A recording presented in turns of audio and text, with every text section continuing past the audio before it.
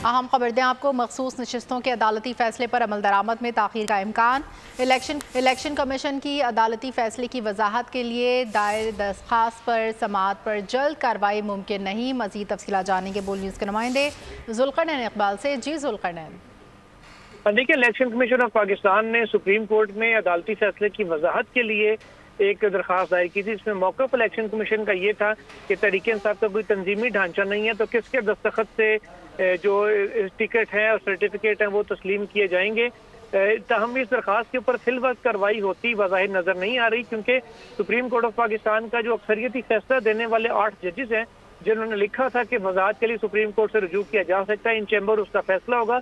उससे से हमारे ज़राए बता रहे हैं कि 2 जजेस जस्टिस अतहर मिनल्ला और जस्टिस आयशा मलिक इस वक्त पाकिस्तान से बाहर हैं। ठीक है, बहुत शुक्रिया जुल्करनैन इकबाल।